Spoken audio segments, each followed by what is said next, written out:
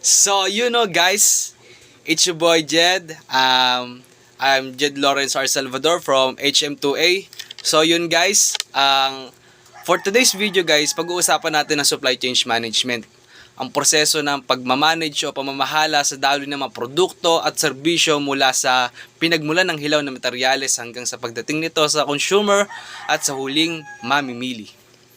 Layunin nitong matiyak at maayos, epektibo at cost-effective na paggalaw ng mga produkto, kasama ang pagkaplano, kontrol at pagsubaybay sa mga bawat hakbang ng supply chain. Ito ang mga pangunahing konsepto ng supply chain management. Una na nga dito guys ang supply chain.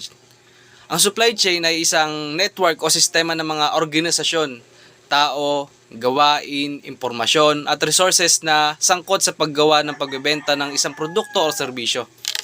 Kasama rito ang suppliers, manufacturers, warehouses, transporters, retailers at mga consumer. Pangalawa dito guys ang sourcing at procurement. Ito ay isang proseso ng pagpili at pagguha ng mga hilaw na materyales o produkto mula sa isang supplier. Mahalaga ang sourcing at procurement para mapanatili ang kalidad ng produkto at mapababa ang halaga ng produksyon. Sunod dito ang production. Kasama rito ang proseso ng paggawa o pagmamanufaktura ng mga produkto mula sa hilaw na materyales. Ang production ay may iba't ibang yugto mula sa pagpoproseso. Nagsisimula dito ang packaging hanggang sa pag-test ng produkto bago ito ipadala. Inventory management. Ang inventory management ay tumutukoy sa pagkontrol at pamamahala ng dami ng produkto at materyales sa bawat hakbang ng supply chain. Layunin nitong maiwasan ng shortage o overstock ng mga produkto. Sunod dito guys ang logistics and distribution. Sorry nga pala guys sa konting noises. So, logistic at distribution. Ito ay isang proseso ng paggalaw ng mga produkto mula sa warehouse o lugar ng imbakan patungo sa retailer o direkta sa consumer.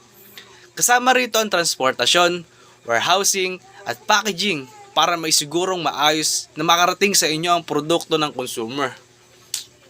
Sunod dito guys, ang demand, planning, and forecasting.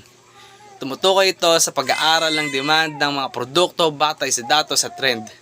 Sa pamamagitan ng demand planning, nagiging handa ang mga negosyo sa inaasahang dami ng order o kanilang mga produkto. Sunod dito guys, ang consumer service. Dinig nyo ba yun guys? Sorry doon. Sa consumer service, ang consumer service ay bahagi ng SCM o chain management na nakatutok sa pagtugon ng mga katanungan at pangangailangan ng customer. Ang pagbibigay ng mahusay na serbisyo sa consumer ay mahalaga upang magkaroon ng tiwala at loyalty ang mga mamimili. Loyalty, tiwala. So, overview ng supply chain management guys. Isang mahalagang bahagi ng anumang negosyo dahil nakakatulong ito sa pag-optimize ng bawat hakbang ng produksyon at distribution. Kapag maayos ang daloy, mas nagiging mabilis ang produksyon, mas mababa ang gastusin, at mas nasisiyahan ng mga consumer. Dagdag pa rito, nakakatulong ang chain management sa pag-maximize ng kita at paglikha ng kompetitibong bentahe. Sa pangkahalatan guys, ang layunin ng supply chain management ay makamit ang balancing cost efficiency, high quality, products at mabilis na delivery. At higit pa roon, ang mataas na consumer satisfaction. So, paano ba yan guys? Hanggang dito na lamang. Salamat sa inyo. Power!